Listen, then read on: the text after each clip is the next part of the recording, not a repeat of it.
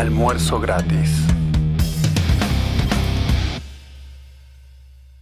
Sean ustedes bienvenidos a esta emisión de No hay almuerzo gratis. Hoy solamente me acompaña a mí, Mariana. Hola, ¿cómo están? Versión cuarentena del programa. Estamos todos en cuarentena, supongo que los que nos escuchan, o muchos de los que nos escuchan también, cada uno hace lo que puede y enfrenta esto como puede. Vamos a ir directamente hoy al grano. Hoy nos vamos a poner serios porque lo que estamos viendo, los números que estamos viendo, esconden una gran cantidad de tragedias y parece ser que esto recién está empezando. Así que les voy a pedir que este es el programa más importante, me parece. Me parece importantísimo que esto se entienda y que se difunda. Porque no voy a hablar solamente de la urgencia, voy a hablar de las causas profundas de lo que está pasando. Es cierto que ahora tenemos un sistema de salud en casi todo el mundo básicamente socializado. Y es cierto también que no nos queda más remedio que racionar con lo que tenemos. La provisión de servicios de salud es así, ¿sí? No se puede adaptar de un día para el otro, ni de una semana para la otra, ni de un mes para el otro. Así que tenemos que tratar de no saturarlo. Es lo que nos dicen una y otra vez y lo dicen con razón. Hay que aplanar la curva de infectados y por lo tanto de gente con eventuales complicaciones por esta enfermedad. Pero lo que yo me pregunto ¿es este el único sistema posible? En algún momento vamos a tener que encarar este problema seriamente, como encaramos alguna vez otros problemas. Digamos, el infarto de miocardio, ¿sí? ¿Qué hicimos con el infarto de miocardio? Estudiamos el fenómeno, lo entendimos en gran medida, atendiendo a sus causas, y luego tratamos de prevenirlo, no solamente de resolver la urgencia. ¿Sí? Las recomendaciones que se hacen habitualmente para evitar un infarto de miocardio son, una vida en general más saludable, una dieta, una determinada dieta, ejercicio, en fin, esas cosas. Controlar la hipertensión. Controlar la hipertensión. Colesterol elevado y todas esas cosas. Ahora, lo que estamos haciendo ahora es el equivalente a un bypass, a la colocación de un stent coronario, ¿sí? Y de esta manera se nos van a morir muchos pacientes que podían haberse salvado. Y seguimos con esta metáfora. Ahora, el problema cuando hablamos del sistema, así, es que es algo que a muchos se le hace abstracto, ¿sí? Nos cuesta imaginar alternativas al paradigma que tenemos. Y el que tenemos es un paradigma estatista. Esto es algo así como seguramente les costaba imaginar a los que vivían en sociedades esclavistas cómo podía funcionar una sociedad sin esclavos. Y si nosotros lo único que conocemos son las rutas estatales, y bueno, nos va a parecer natural concluir que sin Estado no habría rutas. Y si solo conocemos, la justicia estatal, pongámosle comillas, los que pasaron por el sistema de justicia saben por qué, nos va a parecer natural concluir que sin Estado no habría justicia. Ahora, acá tenemos el mismo problema. Y es un problema que se origina en la misma raíz. Todo sistema centralmente planificado, ¿sí? Especialmente sistema financiado con dinero público, es un sistema frágil y es un sistema rígido, que no se puede adaptar rápidamente. ¿Por qué? Porque los incentivos están desalineados. Lo que le conviene al que provee el servicio no es necesariamente lo que le conviene al que lo recibe, ¿sí? Y eso lo vemos en los centros de salud directamente estatales o regulados, o hiperregulados, mejor dicho, por el Estado. Que tenemos licencias para cualquier cosa, hasta para el barrendero. Tenemos papeleo que es agotador y que a menudo lleva más tiempo que la propia atención. Porque en realidad, a pesar de que el sistema de salud en algunos países tiene una parte pública o estatizada 100%, y después están los sistemas privados en algunos casos, esos sistemas privados de todas maneras dependen o digamos, están bajo regulaciones del Estado, o sea, Sí. que tienen que responder a ciertas regulaciones del Estado, al igual que que el sistema estatal. O sea que, en definitiva... Sí. Y lo mismo corre para las coberturas de salud, supuestamente privadas, pero que también están sujetas a estas mismas reglas. Entonces hay toda clase de requerimientos que hacen difícil el funcionamiento y difícil, si no imposible, la entrada de nuevos jugadores. Por ejemplo, un nuevo centro de salud, ¿sí? ¿Quién puede hoy en día armar un nuevo centro de salud y funcionar? Esto es algo que está reservado para los que ya están establecidos, para los que están bien conectados, o bien para los más ricos. Tenemos en los centros de salud, tenemos corrupción de todo tipo, malversación de fondos, tenemos gastos totalmente desbocados en toda clase de tonterías, en los mismos, digamos, simultáneamente con escasez de productos esenciales. Esto en la misma institución, ¿sí? Es decir, en resumen, los recursos disponibles, los recursos en general, tanto materiales como humanos, tienden a desperdiciarse. Y esto es algo que no es algo que yo he leído, no es algo que me han contado. Yo fui testigo de todo eso, así que créeme lo que te digo. Vos, Mariana, también, ¿no? Te creo. Ahora, ¿quiénes son los que más sufren? No solamente sufren los que eventualmente pueden llegar a necesitar este tipo de servicio. Los médicos, enfermeros, el personal en general, el personal sanitario,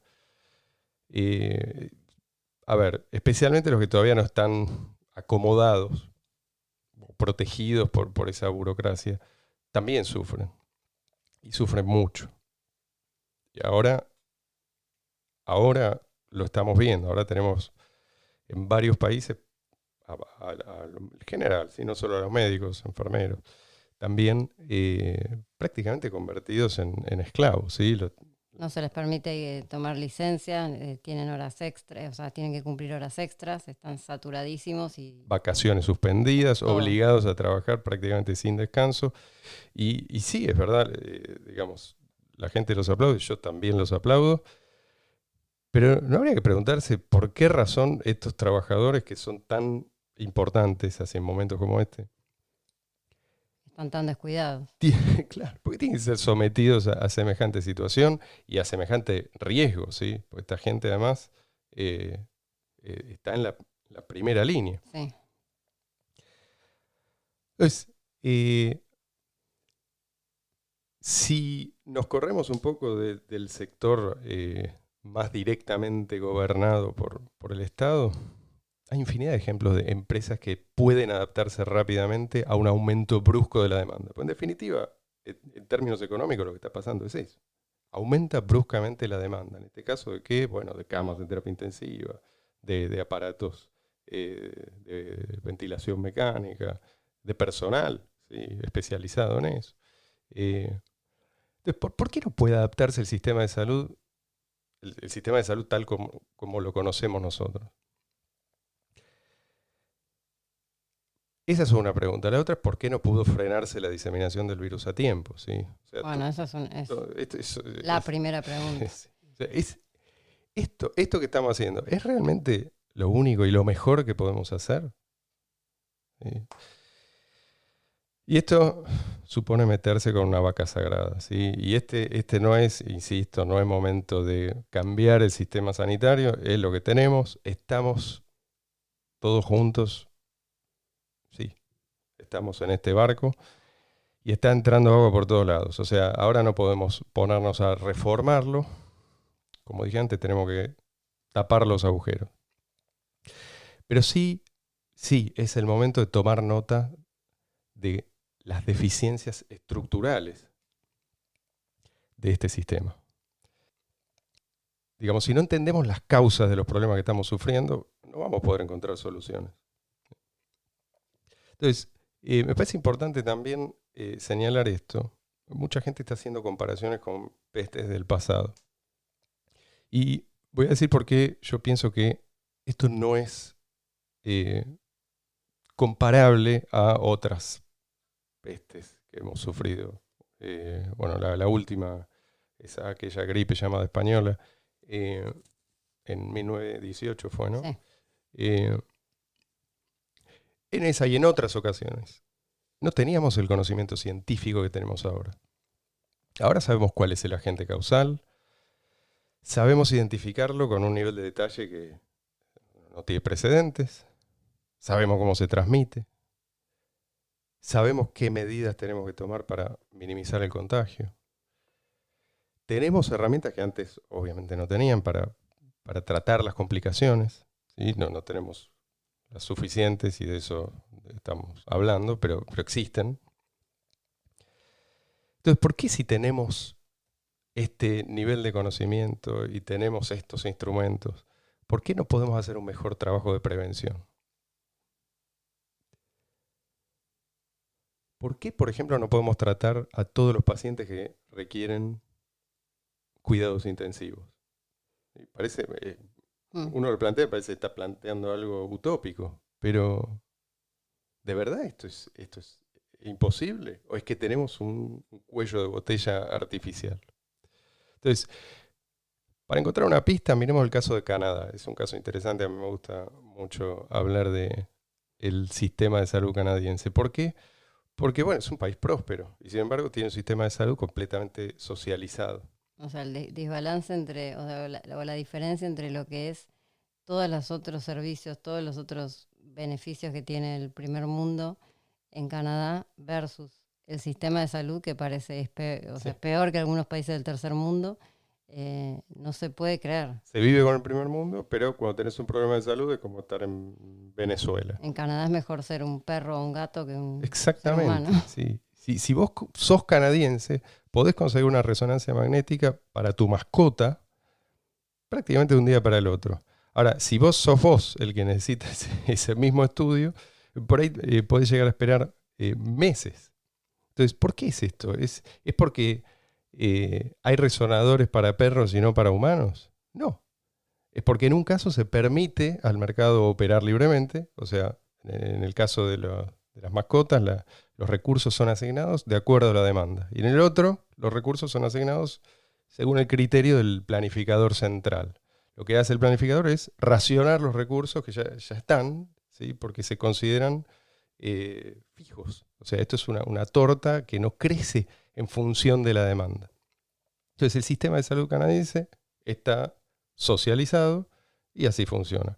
El sistema de, digamos, producción y distribución de alimentos canadiense está mayormente liberado a la fuerza del mercado y funciona bien.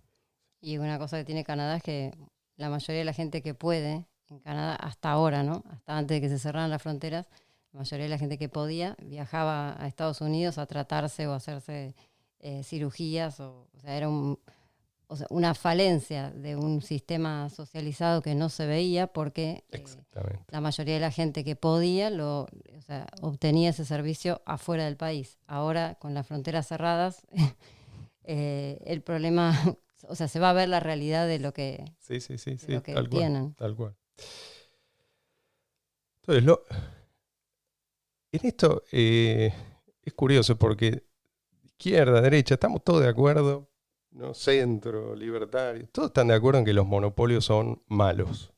Y prácticamente todos entienden por qué son malos, ¿sí? Los monopolios ofrecen productos caros y de mala calidad. Lógicamente, no tienen que competir, no tienen que complacer al cliente. Ahora, el Estado es un monopolio. Esa es la razón por la cual tenemos atención cara y de mala calidad. ¿Quién está a cargo? Está a cargo los funcionarios estatales. ¿Quiénes toman las decisiones? ¿Quién se encarga de aumentar día tras día la burocracia? Exacto, sí. Y te lo venden, por supuesto, como gratuito, pero no hay almuerzo gratis. Alguien lo está pagando y lo está pagando carísimo. A lo que voy es que esto podría haber sido de otra manera. ¿Sí? Empezando por la respuesta inicial, de esto queríamos hablar, ¿no? ¿Qué otro sistema podemos concebir? ¿Hace falta que inventemos un sistema? para lidiar con este tipo de riesgo que está ampliamente distribuido en la población. No hace falta inventar nada. O sea, los seguros existen hace mucho tiempo y no funcionan a la perfección, pero para esto fueron precisamente creados, ¿sí? Es para prevenir y, en el peor de los casos, enfrentar eventos de este tipo, es decir, que no se pueden prever.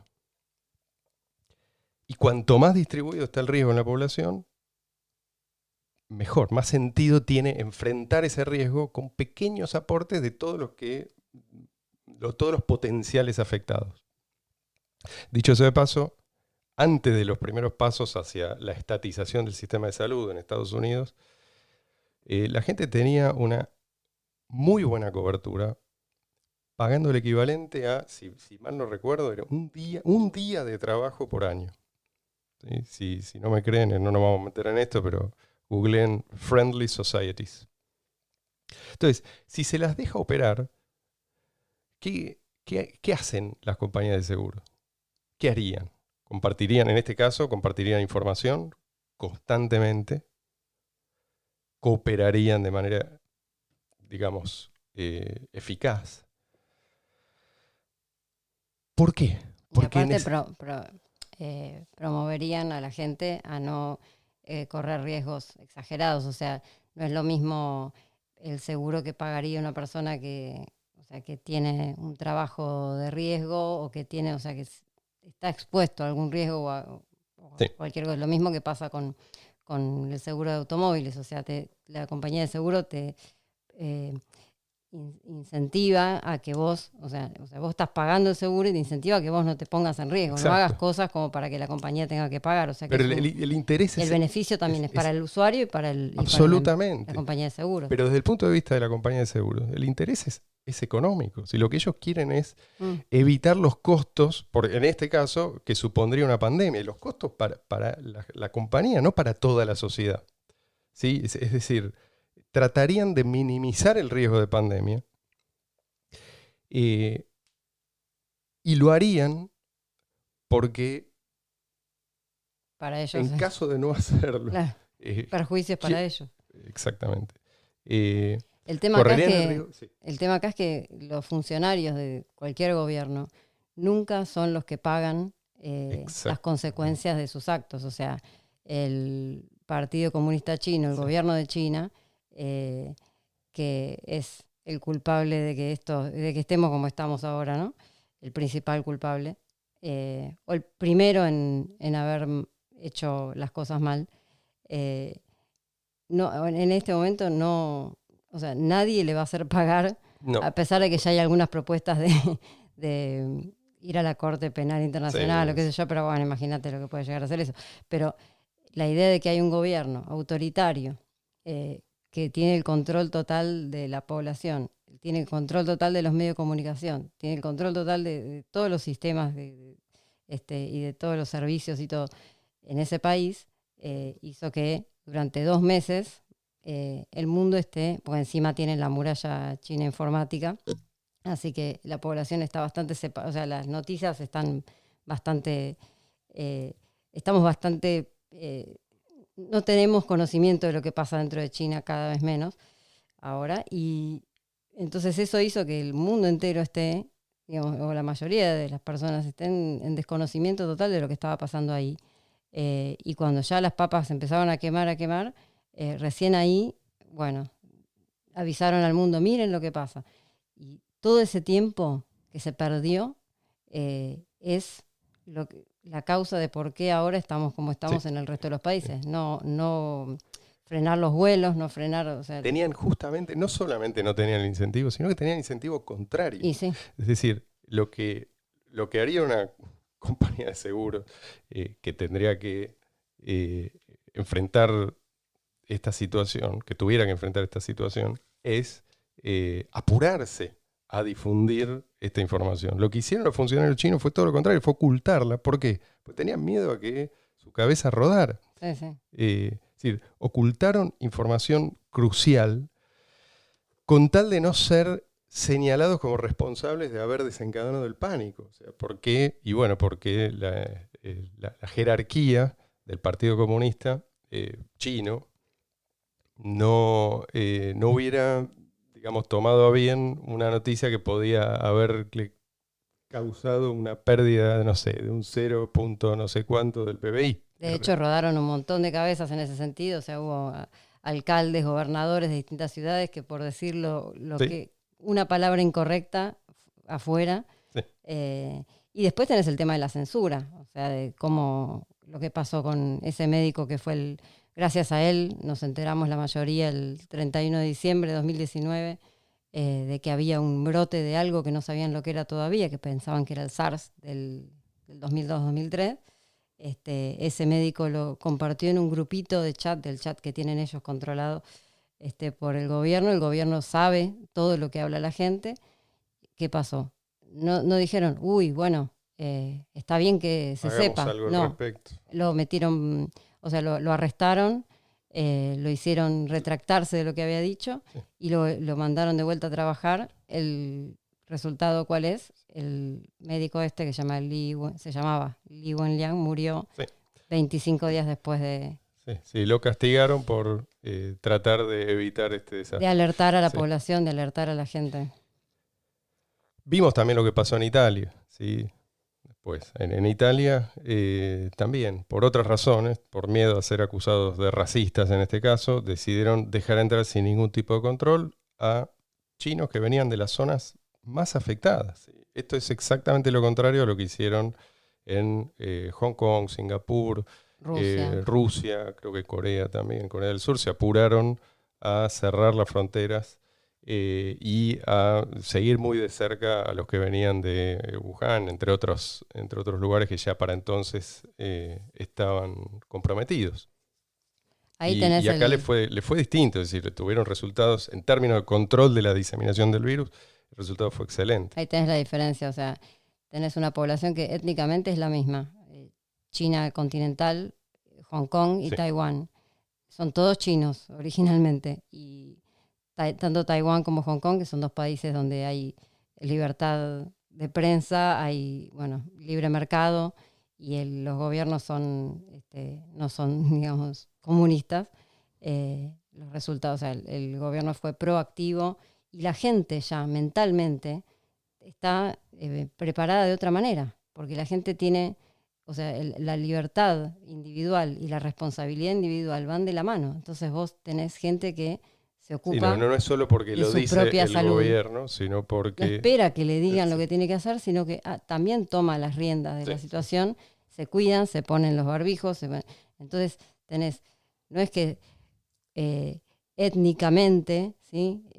Son diferentes, todos decir, bueno, son polos opuestos porque históricamente, no, y genéticamente, no, son genéticamente y étnicamente iguales, pero culturalmente hubo algo que, digamos, los diferencia en cuanto a la forma de actuar. Y de no tener esa dependencia tan grande de lo que le diga el papá Estado. Pero nos dicen una y otra vez, y con razón, estamos en una urgencia, necesitamos tomar medidas urgentes, esto es cierto, así que preparé una propuesta, Mariana, ¿querés escucharla? Bueno. Otra cosa que quería decir es la Organización Mundial de la Salud, para también que nos sirva esta situación de la pandemia y mientras tanto que tenemos que estar en cuarentena, poder pensar la reputación de estos organismos internacionales. Repensar. Sí. Cómo digamos, la confianza que podemos llegar a tener en esos organismos internacionales, que son todos organismos que son pura burocracia, que son funcionarios que no elige nadie, digamos que son gente que está puesta ahí a dedo, en general por favores o por anda a saber qué. Y la Organización Mundial de la Salud lo que hizo al principio fue decir, no, esto, minimizar la cuestión y por otro lado decir, no, hay que seguir no hay que cortar los vuelos comerciales, tiene que seguir el mundo, tiene que seguir funcionando, el comercio tiene que seguir funcionando, el comercio internacional tiene que seguir funcionando. Y por otro lado, dedicaron más de 10 días a tratar de pensar qué nombre le ponían a este virus y qué nombre le ponían a esta enfermedad. Eso es lo fundamental.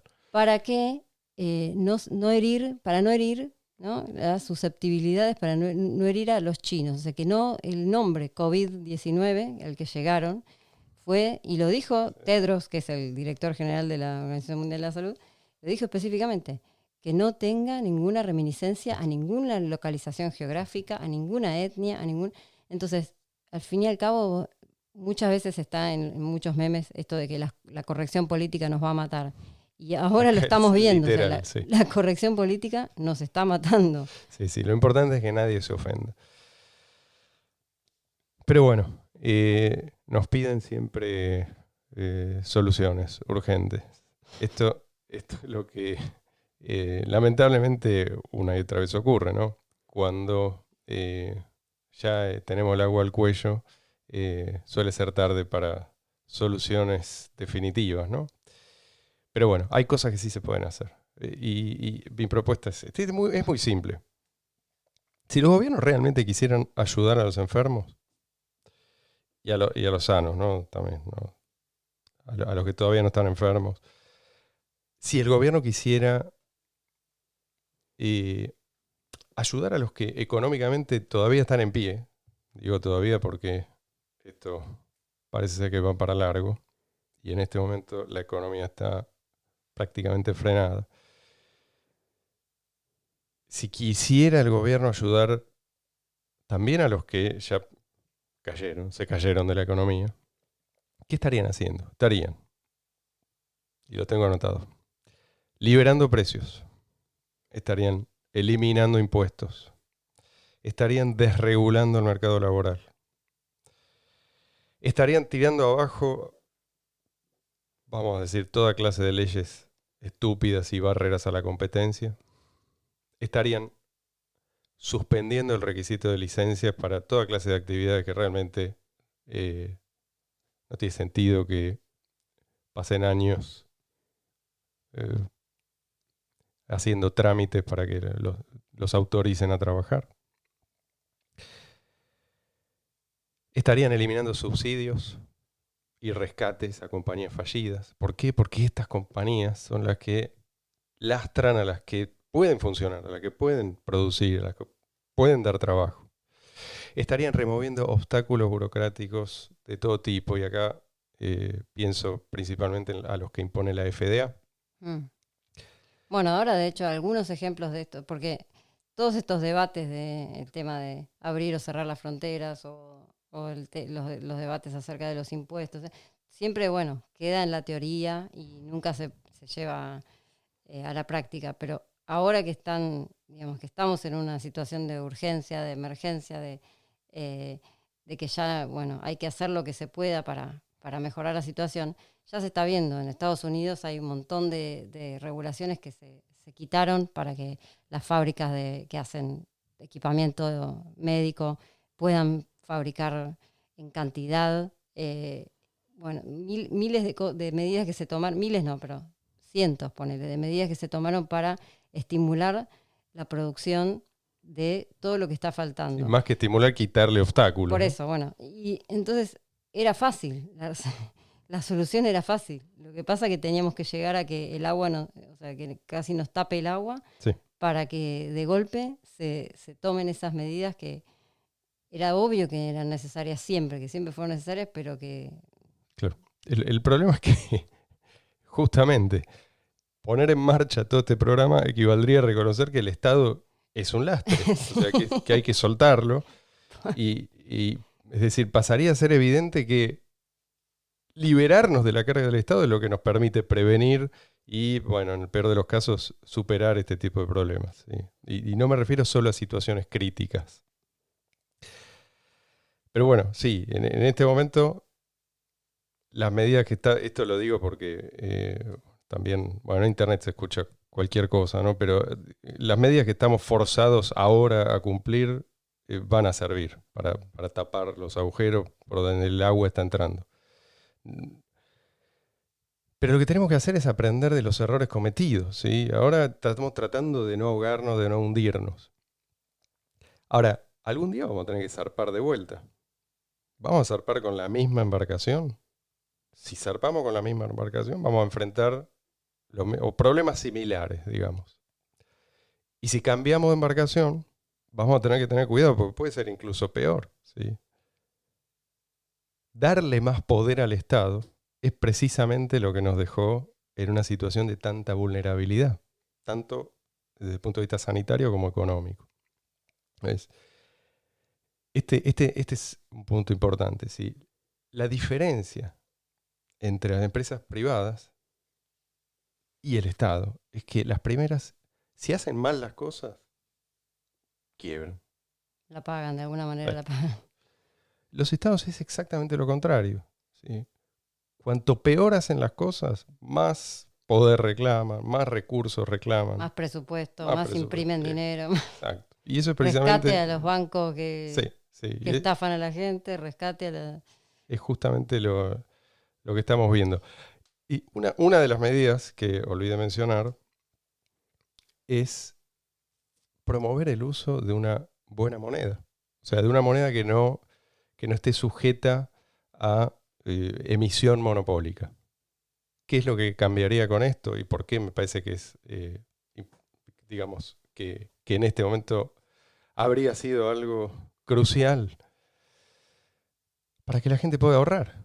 No solamente intercambiar así sin fricción, que eso también es importante, sino para que el poder adquisitivo de sus ahorros no se pierda con el tiempo. Esos ahorros, en situaciones, en casos extremos como una cuarentena forzosa, se vuelven vitales. Bueno, porque ahí también está el tema, que el hecho de vivir en una sociedad, o sea, bajo un gobierno y que la sociedad esté acostumbrada a que el gobierno siempre le diga lo que tiene que hacer o le ponga las reglas del juego que se le cantan, y por otro lado, que en cuanto las papas queman, supuestamente tener a quién recurrir, hace que psicológicamente y culturalmente estemos acostumbrados a no hacernos cargo de nuestras propias... A no prepararnos. Claro, no prepararnos y no tener la costumbre de pensar en qué pasa si algo falla, qué pasa si hay algún desastre natural, qué pasa si... Eso es cierto. Sí. También es cierto que hay gente que si tiene la opción se vuelca a la dependencia. Pero también hay gente que no ahorra lo suficiente en gran medida porque el Estado castiga el ahorro. Totalmente. Por medio de la inflación, por medio de los impuestos, o mejor dicho, por medio de otros impuestos, por la inflación también lo es. Entonces, lo que la gente ve es la acción estatal, las muletas que el Estado te tira, por así decir. Lo que no ves es que el Estado primero te rompió las piernas, todo lo que hablábamos antes. Sí. Y ahora ni siquiera te da un par de muletas, te da una sola porque obviamente escasean las muletas. La miseria material impuesta por el Estado también tiene consecuencias para la salud. A veces peores o pueden llegar a ser peores que la propia pandemia. Esto es, como no hace falta que una situación así excepcional y catastrófica. El caso de Venezuela. En Venezuela no hubo ninguna catástrofe. La única catástrofe fue socialismo política. Del siglo XXI. El socialismo. Entonces, bueno, entre tantos otros casos, ¿no? Entonces, recordemos que la pandemia, sí, de por sí es fuente de toda clase de dramas, pero en realidad fue el desencadenante, pinchó una burbuja financiera gigantesca que de todas maneras estaba destinada a explotar. Tarde o temprano iba a explotar y íbamos a sufrir mucho. Ahora, digamos, se mezclan las consecuencias de una cosa y de la otra, pero esto es algo que no tenemos que olvidar. O sea, esa burbuja fue creada por un sistema monetario y financiero básicamente socializado. Bueno, soluciones. Me pidieron soluciones. Por favor. Ahí está. Ya hablé de las soluciones. Ahora quiero, ya que nos estamos aproximando, ya pasamos la media hora, quiero ir llegando a las conclusiones. Esta pandemia puso de manifiesto la fragilidad de este sistema. Sistema monetario, financiero, sanitario. ¿Sí? Es un sistema que depende de un endeudamiento creciente, ¿sí? De una mayoría de la gente, no solamente el común de la gente, sino agentes económicos en general endeudados a más no poder y por lo tanto incapaces de sobrevivir siquiera un mes en condiciones que no eran estrictamente esas condiciones que habían previsto. Pero la verdad es que no, a pesar de lo que nos han enseñado, no hay garantías. En este mundo no hay garantía de que todo va a seguir siendo más o menos como nos gustaría que sea. Demasiadas personas, me parece, confunden o han llegado a confundir lo que les gustaría con lo que es posible. Incluso simplemente con lo que es, ¿sí? Con la naturaleza misma de la realidad. Y creen o han llegado a creer que si la realidad los contradice o contradice sus expectativas, la solución es protestar. Pero ¿protestar contra quién? ¿Contra qué? En este mundo estas cosas pasan. Y pasan otras peores, y mucho peores. Siempre pasan cosas que no estaban en los planes. Y olvidar eso es costoso. Creo que si bien el Estado en este momento existe y bueno, es una estructura que no podemos negar y está ahí, tenemos que usarla en una situación de urgencia. Y lo más probable es que lo tengamos que padecer por un Sí, tiempo. bueno, eso va a depender de lo que hagamos. Sí, pero Pero digo que, bueno, todas las circunstancias. a lo que iba es que el Estado tuvo un rol fundamental en este olvido, ¿sí? En convertir a la gente en ganado, ¿sí? El ganado no tiene que ocuparse de sí mismo. Siempre hay alguien ocupándose supuestamente de sus necesidades. Ya sabemos por qué, ¿no? Se ocupan. Pero esto es lo que tenemos que recordarle a la gente. Tengámoslo en cuenta, ¿sí? El mundo nos va a sorprender. La próxima vez vamos a tener que construir una embarcación previendo la posibilidad de que haya tempestades. Las tempestades ocurren. Si entendemos qué es lo que falló en esta oportunidad, yo creo que vamos a poder sacar de este caos una oportunidad. Espero que sirva para algo. Gente, cuídense. Será hasta la próxima.